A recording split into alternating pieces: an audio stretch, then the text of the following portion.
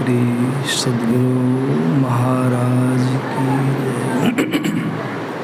श्री सद्गुरु महाराज की, श्री सद्गुरु महाराज की। सदा रहूं संतोष में, धर्म आप दृढ़ धार, आशा एक गुरुदेव की, और नाचेत विचार। बंदों गुरुपद कंज, कृपा सिंधु नर रूप हरि, महामोहतम पुंज, जासु बचन रवि कर निकर, महामोहतम पुंज, जासु वचन रवि कर।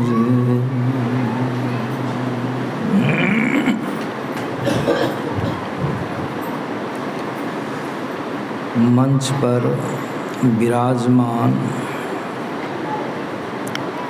मुद मंगलमय साधु समाज, धर्म प्रेमी सज्जन वृंद तथा माताओं एवं बहनों,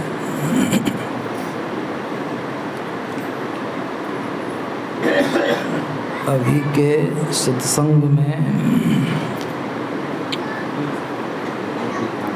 हम लोगों ने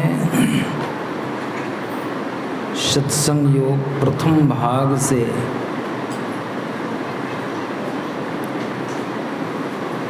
भगवान रामचंद्र जी की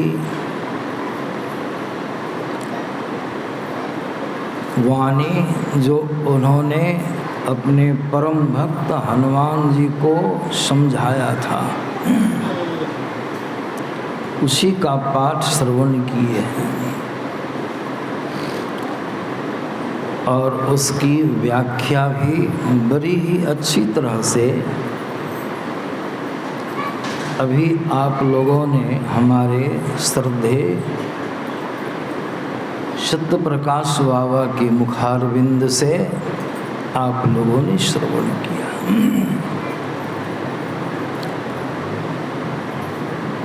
भगवान रामचंद्र जी हनुमान जी को समझाते हैं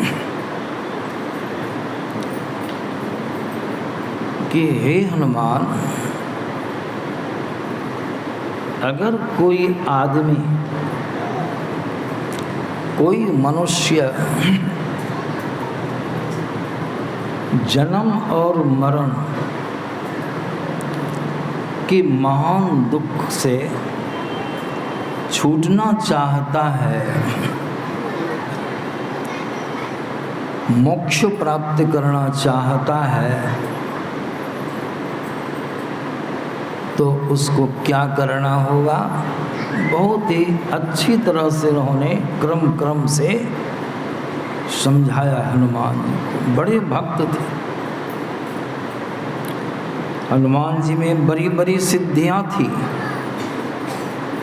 सबों को मालूम है। भगवान राम के बड़े बड़े कार्यों को उन्होंने सिद्ध किया। एक दिन हनुमान जी बड़े मोटे मोटे ग्रंथों का अवलोकन कर रहे थे, अध्ययन कर रहे थे।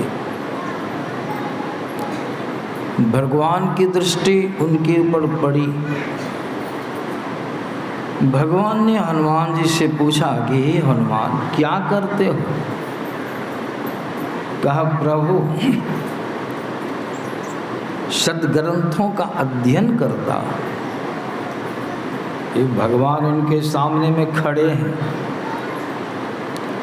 भगवान का दर्शन उनको प्राप्त हो रहा है। हम लोग भगवान के दर्शन के लिए लालायित हैं, अब भगवान उनके सामने में खड़े हैं। और कहा उनको कि हे हनुमान, बहु शास्त्र कथा कंथारो मंथन वृथेव किम। अब देखिए कितने बड़े भक्त थे हनुमान जी, और उनको भगवान पूछ रहे हैं बहु शास्त्र कथा कंथारो मंथन वृथेव किम। बहुत से शास्त्रों की कथाओं को मथने से हनुमान तुमको क्या फल मिलेगा? बोलो, क्या लाभ होगा? हनुमान जी बड़े विनम्र भक्त थे, शिष्टाचार की सीमा को लांघे हुए थे। तुरंत करबद्ध होकर हनुमान जी ने प्रार्थना किया, प्रभु तब क्या करें? आपकी आज्ञा जो होगी वह सिरोधार्य जो होगी। भगवान रामचंद्र जी कहते हनुमान सुन लो, अन्वेष्टव्यम प्रयत्नेन मारुते ज्योतिरांतरम। क्या उपदेश दिए भगवान ने? क्या कहा? हे हनुमान अत्यंत यत्नवान होकर, यत्नवान माने अत्यंत मेहनती होकर के, प्रयत्नशील होके अंतर की ज्योति की खोज करो। क्या कहते हैं करने के लिए? खोजने के लिए ज्योति। भगवान सामने में खड़े दर्शन हो रहा है, तब भगवान ज्योति खोजने के लिए क्यों बतला दिए? ऐसा उन्होंने कौन हो कहा कि तुमको तो मेरा दर्शन हो रहा है हनुमान, तुम्हारा तो परम कल्याण हो ही गया। सो तो नहीं कहे, कहते अंतर की ज्योति, बाह्य ज्योति नहीं, अंतर में जो ज्योति है, प्रकाश है, रोशनी है, उस रोशनी की खोज करो, उसकी बड़ी ही आवश्यकता है। राधा स्वामी जी महाराज की वाणी में भी बड़ा सुंदर दर्शाया है, इसी बात को दर्शाया गया है। राधा स्वामी जी महाराज क्या कहते हैं? कहते हैं ये सखीरी क्यों देर लगाई। देखिए पहले कहते हैं सखीरी, सखी शब्द का प्रयोग किनके लिए किया उन्होंने? जीवात्मा के लिए। सखीरी क्यों देर लगाई, कौन सी में देर हो गई? तो कहते हैं चटक चरहो, चटक चरहो नवद्वार, इस नगरी में तिमिर समाना भूल भरम हर। इस नगरी में इशारा है, किस नगरी में? जिस नगरी में अभी हम और आप विराजमान हैं। कौन नगरी है वो? शरीर के अंदर में अंधकार की नगरी में हम और आप निवास किए हुए हैं, जो बड़ा ही खतरनाक है। बाबा कबीर की वाणी माया है। वह नगरी कैसी है जिसमें हम और आप आराम से रह रहे हैं? कबीर साहब कहते हैं अपनी वाणी में, एक तो अंधेरी कोठरी, एक तो शब्द का प्रयोग उन्होंने, एक तो अंधेरी कोठरी, इसका मतलब है कि दूसरी दिक्कत भी है वहाँ पर। एक तो सब पर ऐसा विदित कराता है, दूसरी दिक्कत क्या है? जा में देर न बाती हो, वहाँ दिया बत्ती भी नहीं है, इस तरफ बटन का प्रबंध नहीं कि बटन दाबे मड़करी जल गई, सो बात है वहाँ नहीं है। परिणाम कितना खतरनाक है उस अंधकार में रहने वालों के लिए, हम लोगों के लिए। कहते कभी सब बहियां पकड़ी जम ले चले, बहियां पकड़ी जीव को कि लिंग शरीर से इसको पकड़कर बहियां पकड़ी जम ले चले। जम जो है वो ले जाएगा, वो किसी को छोड़ने वाला नहीं है। बहिया पकड़ी जम ले चले, कोई संगी ना साथी। संग साथ में कोई जाएगा और कहाँ पकड़ेगा? बाहर में। आप जहाँ हैं वहीं जम है, वहीं समय आने पर आपको गरस लेगा, वो पकड़। इसीलिए संत महात्मा लोग कहते, देखिए इस नगरी में तिमिर समाना भूल भड़म भड़बार। हमेशा भूल होगी, हमेशा भड़म में आप पड़े रहेंगे, सही ज्ञान आपको नहीं होगा। इसीलिए करना क्या है? भगवान राम की तरह राधा स्वामी जी महाराज भी अपनी वाणी व्यक्त करते हैं, खोज करो, खोजो, जरूरी है। इस हिसाब से आवश्यकता है कि नहीं, अंतर की रोशनी की खोज की। इसलिए उन्होंने कह दिया, खोज करो अंतर उजियारी, खोज करो अंतर उजियारी। और क्या करो? छोड़ी चलो, छोड़ चलो नौ द्वार। आई नौ द्वार जो कल मैंने सुनाया था, इसको छोड़, इसमें आपका कल्याण। विनय पत्रिका में तुलसीदास जी महाराज ने बड़ा सुंदर कहा, नवमी नवद्वार पूर्वसी। नवमी नवद्वार पूर्व माना नगर, शहर। नवमी नवद्वार पूर्व बसी, ना आप भल की, ना आप मने आप जो जीव हैं, हम और आप जो हैं, आपने अपना भला नहीं किया, परिणाम ते नर जोनि अनेक भ्रमत और दारुण दुख दीन। दारुण मने कठिन दुख भोगना पड़ेगा। इसलिए राधा स्वामी महाराज भी संकेत करते हैं, खोज करो। कबीर साहब की वाणी में भी आया है, अपने घट दिया ना बारूरे। अपने घट के अंदर में दिया जलाओ, दीपक प्रज्वलित करो, प्रकाश प्रज्वलित करो। सभी संतों ने संकेत किया। और हमारे गुरु महाराज क्या बाज आए।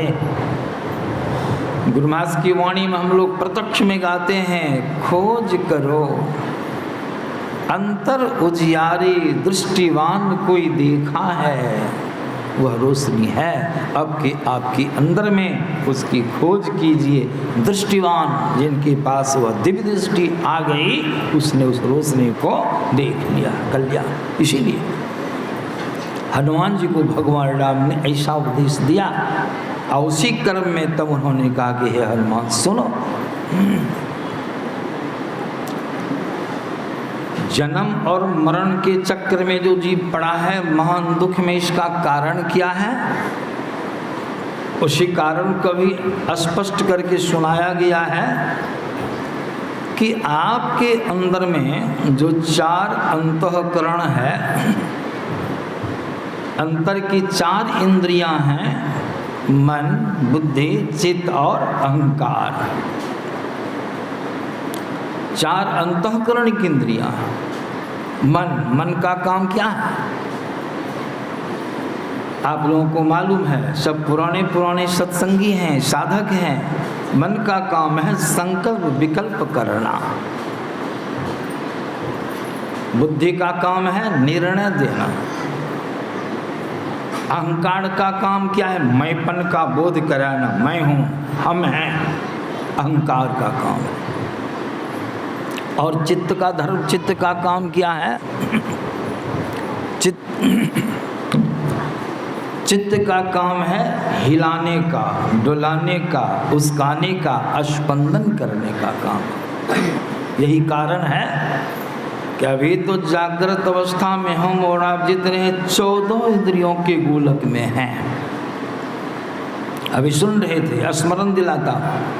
और जब नींद में चले जाते हैं तो कितनी इंद्रियां छूट जाती हैं आपकी? 10 बाह्य इंद्रियां, ज्ञान और 5 कर्म, सब इंद्रियां आपसे अलग हो जाती है, सबसे लगाव आपका टूट जाता है। 4 अंतःकरण की इंद्रियां आपके साथ में रहती है। लेकिन ज्यों ही आप गहरी नींद में चले जाते हैं, सुषुप्ति अवस्था में चले जाते हैं, तब वहाँ पर सारी इंद्रियां छूट जाती हैं। लेकिन यही जो एक इंद्रिय है जो बहुत सबल है, चित्त, यह आपका संग छोड़ती नहीं है। यही स्पंदन करता है, डुलाने का काम करता है। इसीलिए भगवान रामचंद्र जी ने कहा, हनुमान समझो चित्त का धर्म क्या है। अभी सुने हैं तो क्या धर्म है चित्त का। हम लोग जितने हैं सब कभी कभी ख्याल करेंगे तो यह वृत्ति प्रत्येक जीव के, प्रत्येक मनुष्य के अंदर में उठती है। यह वृत्ति अनुभव करेंगे, करते भी होंगे। कभी कभी संसार की कोई उपलब्धि आ जाती है, प्राप्त हो जाती है, कोई चीज़ उपलब्ध हो जाती है तो कैसा मन हो जाता है। मन हो जाता है हम बहुत सुखी हैं, बहुत सुखी हैं, मन बुलंद हो जाता है। देखिए उपलब्धि है, कोई चीज़ की प्राप्ति हो गई, मन बुलंद हो जाता है, खुश होता है, हम बहुत सुखी हैं, ऐसा भाव जग जाएगा। ये जीव की वृत्ति है, चित्त का धर्म है। और जब कभी कभी कोई हानि आ जाती है, हानि हाथ लग जाए, तब क्या होता है, मन झूस हो जाता है, मन उदास हो जाता है, भाव जग जाता है, मैं बहुत दुखी हूँ, मैं बहुत हीन भाव हूँ। यह वृत्ति उत्पन्न हो जाती है। कभी कभी कोई कार्य आप सिद्ध कर लेते हैं, आपके द्वारा कोई कार्य अगर सिद्ध हो गया, सफल हो गया, कोई कार्य ठाने उसमें सफलता मिल जाती है तो मन कैसा हो जाता है, मैंने किया है, मैंने, कर्ता का बोध हो जाता है, इस कार्य का कर्ता मैं हूँ। और जब समय आने पर कर्म फल का भोग होने लग जाता है, जो कर्ता बन के कर्म किए, कर्म के बंधन में बंधे, चाहे शुभ कर्म हो चाहे अशुभ कर्म हो, दोनों ही बंधन है। शुभ कर्म अगर सुवर्ण की बेरी है तो पाप कर्म जो है लोहे की बेरी है, लेकिन दोनों बेरी ही है, दोनों बंधन ही है। जब भोग होने लग जाता है तब आपका मन कैसा हो जाता है, मैं भोगता हूँ, मैं भोगता हूँ। ये वृत्ति बराबर जीव के अंदर में उत्पन्न होती रहती है। भगवान रामचंद्र जी हनुमान जी को बहुत सरल भाव से समझाते, हनुमान देखो यही वृत्ति जो उत्पन्न होती है, यही वृत्ति जीव को क्लेश में डालती है, दुख में डालती है, आवागमन के चक्र में उसको उड़ेलती है। यह वृत्ति है, यह वृत्ति चित्त से उत्पन्न होती है। चित्त तुम्हारे साथ में है हनुमान। अगर यह वृत्ति नष्ट हो जाए, यह वृत्ति उत्पन्न नहीं हो, तो जीव को परम शांति की प्राप्ति हो जाएगी, मोक्ष की प्राप्ति, मनोनिरोध हो जाएगा, चित्त वृत्ति का निरोध हो जाएगा। लेकिन हनुमान यह बड़ा कठिन है। भगवान समझा रहे, कितना प्रेम से समझाते हैं। यह वृत्ति है चित्त की, धर्म है चित्त का। इसीलिए करना क्या है हनुमान, क्या करना है। शरीर में कोई अंग विकृत हो जाता है, उससे जब लहर होती है, टीस होती है, दुख होता है, डॉक्टर के पास जाते हैं। डॉक्टर साहब क्या कहते हैं, इसको काट करके निकाल देने में ही फायदा। इसको काट के डॉक्टर साहब ऑपरेशन करके निकाल दिए, आप व्यवस्थित हो गए, ठीक हो गए। उसी प्रकार भगवान कहते इस चित्त को नष्ट कर दो। चित्त को कैसे नष्ट होगा, अभी सुने। चित्त को एक वृक्ष की संज्ञा दी गई है, वृक्ष से तुलना की गई कि वृक्ष के समान है हनुमान चित्त। यह वृक्ष जो है टिका हुआ है, उसके दो स्तंभ हैं, दो पिलर हैं। यह छत टिकी है, किस चीज पर टिकी है, पिलर पर। यहाँ छत को गिराने के लिए क्या करना होगा, छत को धराशायी करने के लिए पिलर को तोड़ना पड़ेगा, तब छत धराशायी होगी। और यहाँ चित्त को नष्ट करने के लिए भगवान क्या कहते हैं, इसके दो स्तंभ हैं, दो बीज हैं। कौन कौन बीज हैं, प्राण स्पंदन और वासना। प्राण स्पंदन किसे कहते हैं, प्राण का हिलना, प्राण वायु का संचालित होना। अभी देख रहे हैं श्वास की जरूरी है, स्थूल शरीर में जीव है, हवा से भी यह शरीर बना है, इसलिए इसमें हवा चाहिए।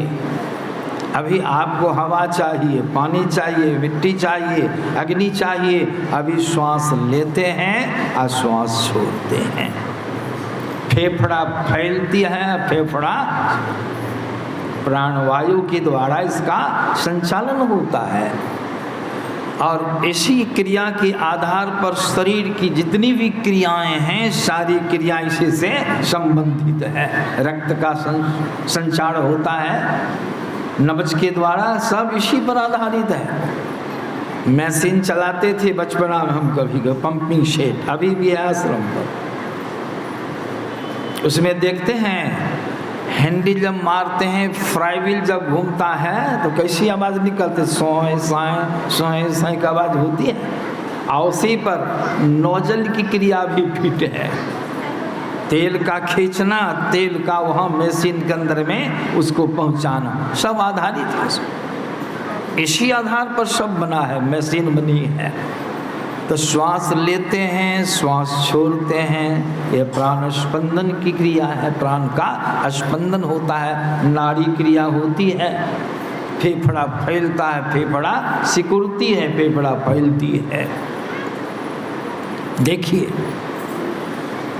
अगर हठात कोई किसी की नाक को, मुंह को बंद कर दे तो उसकी हालत क्या होगी?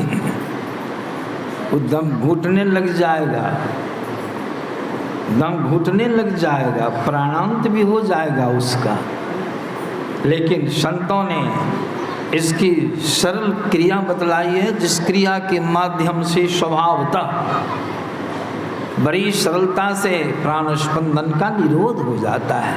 तो भगवान ने कहा हनुमान कि प्राण स्पंदन, और दूसरा बीज है वासना। वासना माने इच्छा, इच्छा माने भी कौन सी की इच्छा? पंच विषय भोग की इच्छा। मुख्य रूप से वासना का मतलब कि 5 विषयों को भोगने की इच्छा मन में जगती रहती है प्रत्येक मनुष्य के अंदर। 5 विषय, या तो वासना का क्षय कर दो, वासना के क्षय हो जाने से प्राण स्पंदन का निरोध हो जाएगा। लेकिन एक ही को भगवान कहते नष्ट कर दो, जो प्राण स्पंदन का निरोध कर दो तो वासना क्षय हो जाएगी, वासना का निरोध कर दो तो प्राण स्पंदन का निरोध हो जाएगा। और जब दोनों खत्म तो चित्त जो टिका है इस पर, वह चित्त टिकेगा, धाराशायी हो जाएगा। चित्त नहीं टिकेगा, नष्ट हो जाएगा। और जब चित्त नष्ट हो गया, उसमें होने वाली जो वृत्ति है वह भी नष्ट हो जाएगी। इसमें सबसे संबंधित है, रोशनी से संबंधित है, प्रकाश से संबंधित है। लक्ष्मण जी ने निषाद राज को यही ज्ञान है, लेकिन ढंग अलग है। निषाद राज को उन्होंने क्या कहा, बड़ा सुंदर ढंग से समझाया। कहा मोह निशा सब शुभ निहारे, देखे सपन अनेक प्रकारे, यही जग जामिनी जागही जोगी। यही जग जामिनी, जग मन संसार रात्रि है, इसमें जगना पड़ेगा, जगने से काम होगा, जगने से विषय से विरक्ति हो जाएगी। और जगना किसको कहते हैं? जगना किधर चल करके होता है?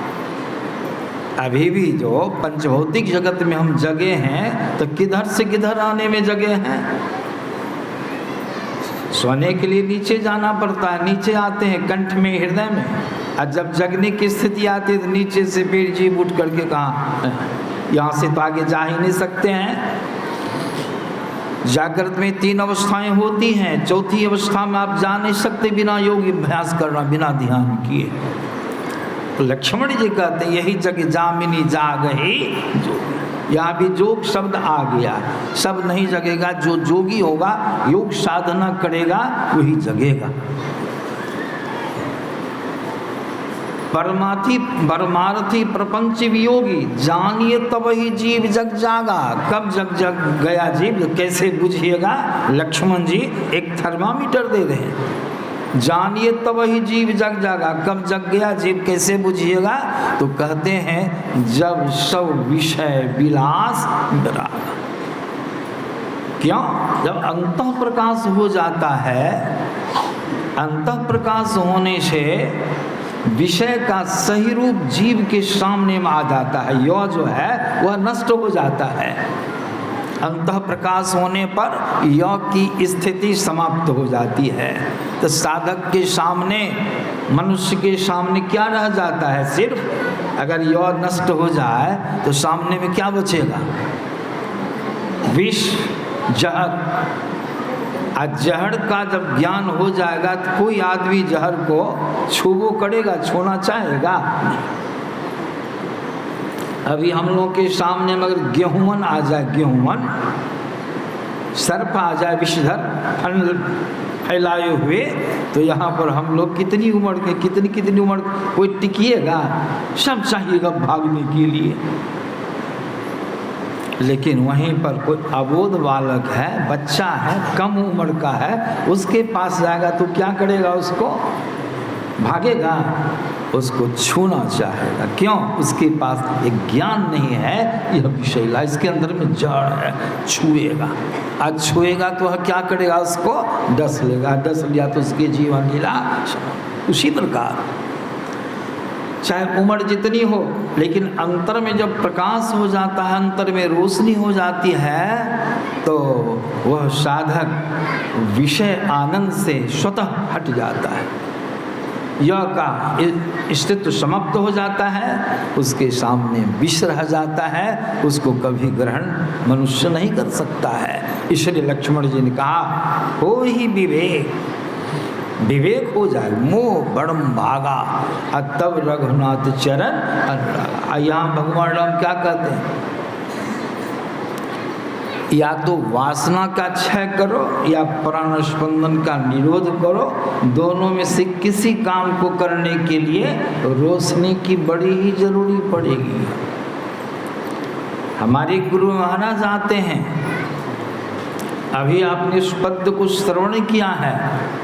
गुरु महाराज आते हैं, क्या कहते हैं?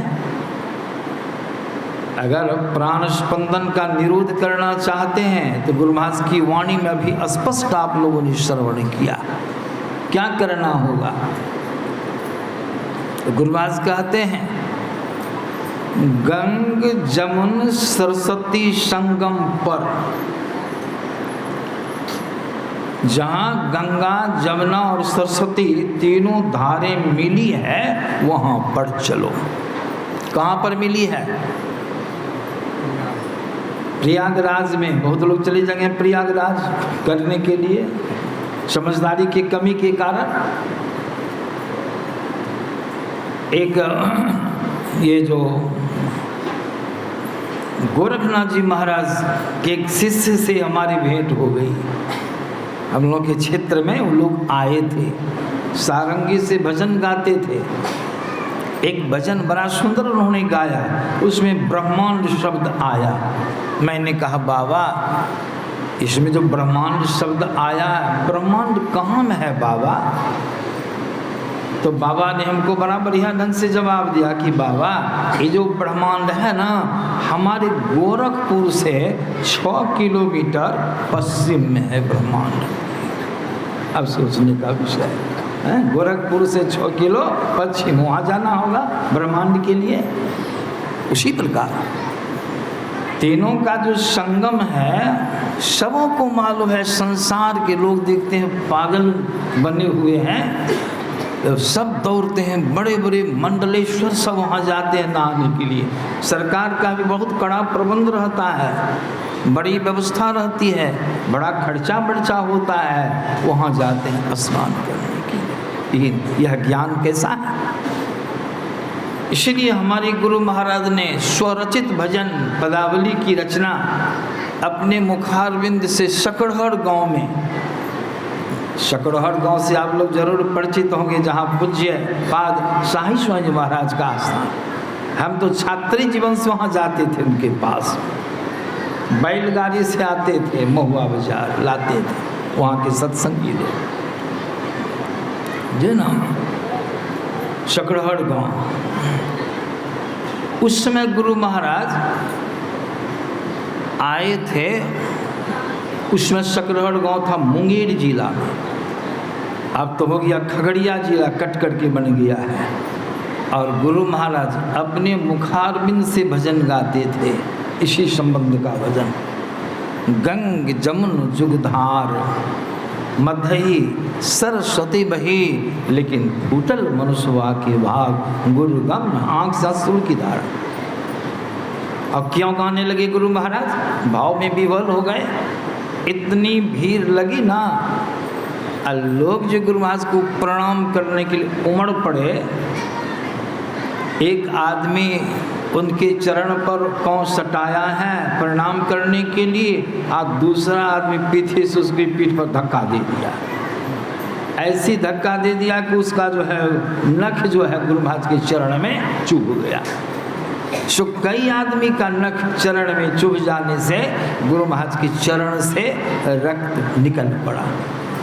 तो गुरु महाराज क्यों रोए? यह नहीं कि उनके चरण से खून गिर गया इसलिए नहीं रोए, गुरु महाराज रोए इसलिए, आहा ये भोली भाली जनता, संसार में ऐसे बहुत संप्रदाय हैं, बहुत लोग हैं, बहुत धार्मिक संस्था है, लोगों का शोषण करते हैं। सही ज्ञान के अभाव में लोग भटक जाएंगे। इसलिए गुरु महाराज ने गाया, सबों की दशा देख करके दया के भाव से गुरु महाराज रोए। गंग जमुन जुगधार मधई सरस्वती बही, लेकिन फूटल मनुष्यवा के भाग, गुरु गम नाही। इसका ज्ञान गुरु से आपके अंदर में। संत मत के अनुयायी तो अच्छी तरह से जानते हैं। दोनों का स्थान गुरु महाराज ने इस वाणी में बड़ा सुंदर बतलाया है। पिंगल दहिन गंग सूरज इंगल चंद जमुन बाई, सरस्वती सुखमन बीच चेतन जल धार। आपके अंदर में धारा, दाई आंख गंगा की धारा, बाई आंख यमुना की धारा, और दोनों के मध्य में वही है तीनों का मिलन स्थल। बाहर में देखते हैं तो प्रत्यक्ष आपको झलकता है। बाहर में देखते हैं इधर से आँखें, दोनों आँखें, इधर से नाक गई है, तीनों का कटाना संग लगता है कि नहीं, झलकता है कि नहीं बाहर में, लेकिन है वह चीज़ अंदर में, वह चीज़ अंदर में है। वहीं पर आप भी हैं। आप जो है रहने वाले अंदर में इधर उधर नहीं, वहीं पर आपका निवास है। कल मैंने सुनाया था। इसीलिए हमारे गुरु महाराज कहते हैं यह गुरु गम है, अच्छे गुरु से इसको सीखना होगा। इसलिए हमारे गुरु महाराज संकेत किया, गंग जमुन सरस्वती संगम पर वही स्थल हुआ है। वहाँ पर गुरु महाराज कहते हैं संध्या करो नित्य ध्यान, वहाँ ध्यान करो। बाईं ओर भी आपका निवास, दाईं ओर भी, लेकिन मध्य का स्थान खाली है। आपका निवास स्थल वही है, लेकिन वहाँ से आप ससर जाते हैं, चले आते पिंड में, सभी इंद्रियों के घाटों पर आपका आना हो जाता है। और जहाँ आए लोभ लालच से तो देखना है, सुनना है, सूंघना है, स्वाद लेना है, छूना है, ये पांचों विषयों में मगन हो जाते हैं। लेकिन आपकी जगह है दोनों आँखों के बीच का स्थान है। वहाँ पर गुरु महाराज कहते हैं संध्या करो, नित्य ध्यान करो। कैसे करना है तो गुरु महाराज की वाणी में भी सुने। दृष्टि युगल करी, दोनों दृष्टि की धारों को एकत्र करना है, संयमित करना है। दृष्टि जुगल करी और अंगुल द्वादश पर, ठीक 12 अंगुल पर दृष्टि की धारें जब भी मिलेगी उसका माप निश्चित है, स्वयं वह 12 अंगुल पर ही धारें मिलेगी। अनुमानतः आप अपनी दृष्टि को अपनी बुद्धिमत्ता से इस तरह से वहाँ संयमित करें। अंगुल द्वादश पर शब्द कैसा है?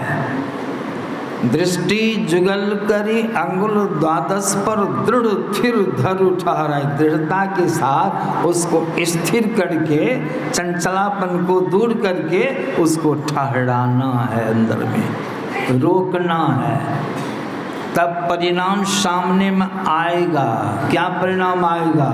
अगर ठीक ठीक ऐसा हो जाए तो अंदर में गुरु महाराज कहते हैं तो प्राण स्पंद बंद हुई जाए।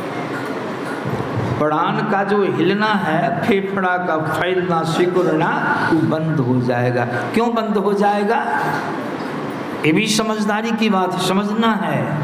दोनों दृष्टिधारों के मिल जाने से एक बिंदुता की प्राप्ति हो जाएगी और इस स्थिति में आप जड़ मंडल से प्रथम जड़ स्थूल शरीर से आप सिमट जाएंगे। आप सिमट जाएंगे, सिमटेंगे तो आपका साथ ही साथ क्या हो जाएगा? ऊर्ध्वगमन। अब क्या क्या हो जाएगा? ऊर्ध्वगमन। ऊर्ध्वगमन माने ऊपर की गति। किधर जाइएगा? ऊपर। दोनों आँख के मध्य से थोड़ा ऊपर जाइए तो कहाँ चले जाइएगा? ब्रह्मांड में। ब्रह्मांड की पहली अवस्था तूर्य अवस्था, प्रकाश मंडल में, और सूक्ष्म शरीर में चले गए। और जब सूक्ष्म शरीर में चले गए तो सूक्ष्म शरीर हवा से नहीं बना है। अब सूक्ष्म से चले गए, वहाँ आपको हवा की जरूरी, ये प्राण स्पंदन का निरोध हो गया। और क्या होगा? प्राण स्पंद बंद हो जाई, अब मनहु तजई। सब लाभ साथ ही साथ है। मनहु तजई। क्या तजई? मनहु तजई चंचलाई। इसकी जितनी भी चंचलता है, विषाक्तता है, इसके अंदर जितना जड़ है वह सब खत्म। मनहु तजई। बिंदु पर आरूढ़ होते ही यह चंचल मन स्थिर हो जाएगा। मनहु तजई चंचलाई। और क्या लाभ? आप तो लाभ ही लाभ है। और क्या लाभ होगा?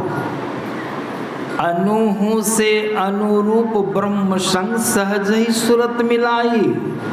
अनुहु से अनु वही बिंदु सुरत को प्राप्त हो जाए। और जहाँ बिंदु की प्राप्ति हो गई तब आगे की बात भी है। बिंद में तह नाद बोले, बिंद में तह नाद बोले, रैन दिवस सुहावनन, तो नाद भी प्रकट हो जाएगा। वह नाद है क्या? सत्संगी लोग भी कभी सोचे नहीं होंगे, लेकिन गुरु महाराज के ज्ञान में आया है। वह नाद क्या है? तो गुरु महाराज कहते हैं सुखदायिनी ध्वनि। वह ध्वनि जो सुख देने वाली है। सहज गायत्री। असल में वह शब्द क्या है? गायत्री है। गायत्री कैसी गायत्री है? वर्णात्मक नहीं है।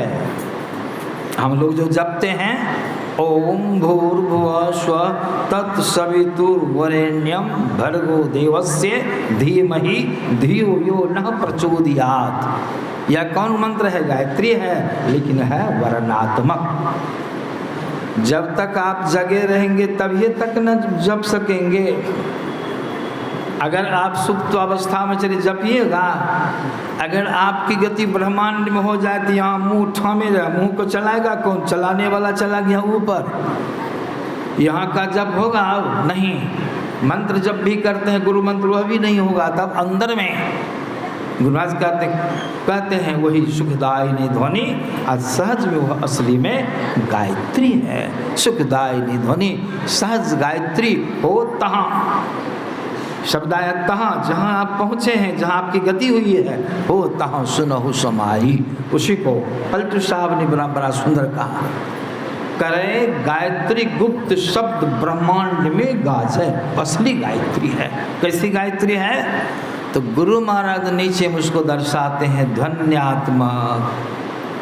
वर्णात्मक नहीं है, ध्वन्यात्मक भी में भी बिना ठोकर से उत्पन्न शब्द स्वयं प्रभु से उत्पन्न धन्यात्मक गायत्री ध्याना। जो जन करई सदाई। जो भक्त सदा इस ध्यान को करते हैं, शब्द साधना करते हैं, परिणाम क्या होगा? शब्द में अपने केंद्र की ओर खींचने की शक्ति होती है।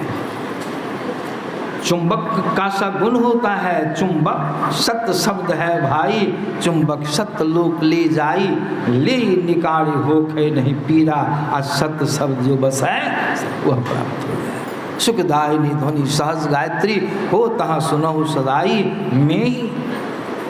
अब गुरु महाराज इसका निर्णय देते हैं, रिजल्ट बतलाते हैं, मैं ही तासु ताप सब, ताप दैहिक दैविक भौतिक, राम दैहिक दैविक भौतिक तापा राम राज्य काहू नहीं चले गए वहाँ, मैं ही तासु ताप सब नाशय, सब नष्ट हो जाएगा और जीव जाएगा किधर, मुक्ति दिशा सो, कैवल्य मुक्ति की दिशा जीव चला जाएगा, उसको परम शांति का उदय हो जाता है, उसका जीवन सुखमय हो जाता है। तो हम लोग बूझते थे पहले, बहुत सत्संगी अभी भी नहीं बूझते हैं, गायत्री वाले से लड़ जाते हैं कुछ सत्संगी लोग, हमको जाना पड़ता है समाधान करने के लिए। इसी को देखिए, हम लोग वास्तव में गायत्री के उपासक, हम लोग वास्तव में असल में शिव पार्वती के भी उपासक हैं। श्लोक कल कहा गया था, कोई पढ़े थे प्रवचन में, विंदुनाद महालिंगम शिव शक्ति निकेतनम देहम शिवालयं प्रोक्तं सिद्धिदं सर्वदेही। मतलब हम लोग बिंदु ध्यान करते हैं, नाद ध्यान करते हैं। बिंदु में पार्वती जी का निवास है, नाद में स्वयं शिव जी का वासा है। यह ज्ञान जो ब्रह्मा जी को भगवान शिव ने बताया, तो ब्रह्मा जी तो चकित हो गए, या हम लोगों को विशेष ज्ञान सुनवाने के लिए ब्रह्मा जी ने भगवान से ऐसा कहा प्रभु जिस बिंदु में आप ये पार्वती निवास करती हैं, शब्द में आप निवास करते हैं, आप कहते महालिंग है, महालिंग है, मैं पार्वती जी के साथ निवास करता हूँ, तब प्रभु आखिर यह जो महालिंग है कौन शिवालय में है? भगवान पूछते हैं ब्रह्मा जी भगवान शिव से पूछते कौन शिवालय में है। अब देखिए लोग तो भटकते हैं, अरे भगवान के मुख की वाणी है। योग शिखोपनिषद में भगवान क्या कहते, ब्रह्मा जी को बहुत सरल भाव से, बहुत प्रसन्न चित्त होकर के भगवान इशारा कहते हैं, देहम शिवालयं प्रोक्तं असिद्धिदं सर्वदेहि मग्नं। सबको देह में सिद्धि मिलती। तो हम लोग जितने हैं तो शिव पार्वती के उपासक हैं कि नहीं? और रामचंद्र जी भगवान जो प्रजा को उपदेश दिए थे, और एक गुप्त मत सभी कहो कर जोड़ी, शंकर भजन बिना नर भक्ति न पावे। तो शंकर भजन हम लोग करते हैं कि नहीं? यही असली शंकर भजन है। इसीलिए भगवान रामचंद्र जी ने हनुमान जी को बदलाया और कहा, हनुमान तब चित्त नष्ट हो जाता है, मनोनिरोध हो जाता है, चित्त वृत्ति का निरोध हो जाता है, और उस साधक के समक्ष, उस साधक के सामने परम शांति का उदय हो जाता है, उसका जीवन आनंदमय हो जाता है। फिर सुने कबीर साहब की वाणी में भी आपको सुनाया गया है, पाठ में सुने। बाबा कबीर के कहने का ढंग विचित्र है। बाबा कबीर क्या कहते हैं, लाल लाल जो सब कोई कहे। संसार के लोग चिल्लाते हैं लाल लाल, माने परमात्मा परमात्मा चिल्लाते हैं लोग, लेकिन कहाँ में है वो परमात्मा लाल, इसका ज्ञान लोगों के पास नहीं है। अभी एक बाबा प्रवचन कर रहे थे, हालांकि वहाँ आवाज़ नहीं जाती थी, फिर भी हम समझ समझ के भाव को पकड़े। तो बादशाह ने पूछा था, खुदा कहाँ रहता है, खुदा कैसे मिलते हैं? बड़ा बढ़िया ढंग से उन्होंने समझाया। वही कबीर साहब कहते हैं, लोग चिल्लाते हैं, सत्संगी लोग भी भटकते, इतना सुनाने के बाद भी भटकते हैं। हम बहुत सत्संगी को देखते हैं बाबा धाम जाते हुए, समझे ना, अभी भी भटकते हैं। कितना सुंदर ज्ञान है, या कितना प्रत्यक्ष ज्ञान गुरु भाग ने दिया, और तब जो भटके तो उसका दुर्भाग्य, भाग्य नहीं। इसलिए बाबा कबीर कहते लाल लाल जो सब कोई कहे सबकी गांठी लाल, लेकिन दिक्कत क्या है तो गांठी खोल के पड़खे नहीं। तासो भयो कंगाल, कंगाल से मतलब संसार विषय लोलुपता दरिद्रता लगी है, संतुष्टि। वह परमात्मा रूपी लाल है। जड़ चेतन की गिरह में, जड़ शरीर अचेतन आपका जो गठबंधन होगी, आप जड़ में जो मिले हैं। उदाहरण भी दिया गया, जब तक दूध में सब कोई जानते हैं घी है, लेकिन कोई शौक करे कि हमको तो बहुत दूध है, कई गायें लगती है, तो हम काहे के लिए इधर उधर जाएंगे घी लाने के लिए। दूध में घी है ही है, पूड़ियाँ छान लेंगे, छनेगी मर भी जाएगा तो लोहिया में घी खौलता है। अब पूड़ियाँ बेल बेल के देते जाए, सर पटक के मर भी जाएगा तो एक भी पूड़ी का मुख देखेगा वो नहीं। कुछ तो जरूर बनेगा, कुछ तो जरूर प्राप्त होगा, लेकिन पूड़ियाँ प्राप्त नहीं होगी। क्या प्राप्त होगा? हम बराबर सुनाते हैं, दूध से बनी चीज़ को दूध पिट्ठी कहते हैं, दूध पिट्ठी खाइएगा, लेकिन पूड़ी का मुंह कभी नहीं। पूड़ी प्राप्त करने के लिए आपको घी उसमें से निकालना ही होगा। घी निकालने के लिए हम लोग क्या करते हैं? पहले तो लोग हाथ से भी मजबूत करके निकालते, अब तो मशीन युग है। हम लोग दूध को ले जाते हैं, पहला काम पेरवाते हैं। पेरने में देखते हैं दो चीज़ें निकल जाती हैं, एक महुआ दूध और दूसरा क्रीम। महुआ दूध को छोड़ देते हैं, क्यों छोड़ देते हैं? अब महुआ दूध में घी नहीं रहा, घी सिमट के आ गया कहाँ? क्रीम में। हालांकि यहाँ भी एक समझदारी रखनी है हम लोग को, क्रीम में घी है, नहीं कि क्रीम ही घी है, ये ख्याल रखना होगा। क्रीम तो घी नहीं है, क्रीम में घी है। अब क्रीम को क्या करते हैं?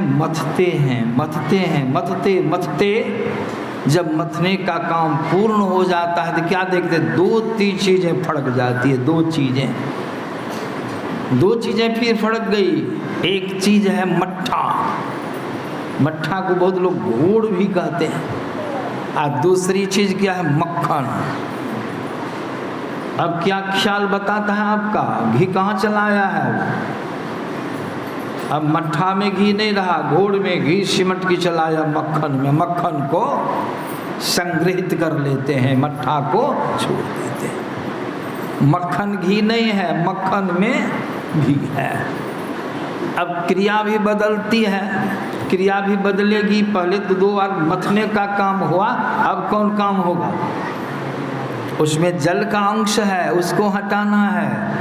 तो उसको हम लोग क्या करते हैं? लोहिया में दे करके चूल्हा पर चढ़ा के नीचे से अग्नि प्रज्वलित करते हैं। अग्नि का काम पड़ा कि नहीं? अग्नि का काम पड़ गया। इसको वेद भगवान ने कहा ज्योति जो, अग्नि की ज्योतियों का जो कर दृष्टियोग क्रिया जो भी सुने हैं। अग्नि जब प्रज्वलित करते हैं तो मक्खन पिघलता है, अब पिघलने पर उसमें जो जल का अंश है वो वाष्प बन करके उड़ गया। उड़ते उड़ते जब सब जल उड़ गया तो अब लोहिया में क्या बच गया है? घी आ गया, दिखाई पड़ गया छड़ घी। लेकिन अभी उसमें एक चीज़ और है, उसको क्या कहते हैं? दाढ़ी। घी का निकट होती है वो दाढ़ी है। अब दाढ़ी को क्या करते हम लोग? बचपना में माता जी सम्मति थी ना, औंठती थी, बैठे रहते थे टुक दाढ़ी, और उसमें चीनी मिला के खाते थे। दाढ़ी है, लेकिन अब क्रिया सरल है, बेसी कठिन काम नहीं है। छकना लेते हैं, कलछुल घी देते जाते हैं, और उसको निचोड़ ली, सब घी निकल गया और दाढ़ी एक तरफ हो गई। अब घी देखेंगे कहाँ में था घी? वो तरल में से तरल को निकाले हैं। कैसे कैसे क्रिया करनी पड़ी है। अब छान के टेबिए, छान के देखिए, घी खोलता है, पूड़ियाँ छान के देते जाए, बड़ा वो पूड़ी निकलती। उसी प्रकार संत महात्मा लोग कहते हैं ईश्वर तो आपके अंदर में भी सब जगह हैं, लेकिन जब तक आप जड़ के साथ रहिएगा, स्थूल जड़, सूक्ष्म जड़, कारण जड़, महाकारण जड़, तब तक आपको ईश्वर का दर्शन नहीं होगा। इसीलिए संतों के ज्ञान में आया, जिस तरह से महुआ दूध 1, मट्ठा 2, पानी वाष्प उड़ गया 3, दाढ़ी निकल गई 4 चीज़ों में से घी को अलग। उसी प्रकार आप 4 जरावरण, स्थूल, सूक्ष्म कारण और महाकारण, जब तक चारों जड़ों से अलग अकेले नहीं हो जाइएगा, ये जीव जब तक अकेले नहीं हो जाए, सब इंद्रियों से सबसे नहीं छूट जाए, तब तक परमात्मा जो सब जगह विद्यमान है, उस परमात्मा का दर्शन जीव को नहीं होगा। इस दर्शन से लाभ क्या हो गया? आप जो हैं सो सब शरीरों से छूट गए, और जब सब शरीरों से छूट गए, सब बंधन से अलग अकेले हो गए। अकेले होने का मतलब क्या हुआ? आपको मोक्ष मिल गया, जन्म और मरण के चक्र से आप। इसलिए भगवान राम ने सबरी से कहा, मम दर्शन फल परम अनुपा, अजीव पाव निज सहज। मेरे दर्शन का अतिशय अनुपम फल होता है कि जीव पहले अपने आत्मस्वरूप को प्राप्त कर लेता है, सारे दुखों से वह छूट जाता है, उसका परम कल्याण हो जाता है। इसीलिए संत महात्मा लोग कहते पहला काम क्या करना है हम लोगों को, इतने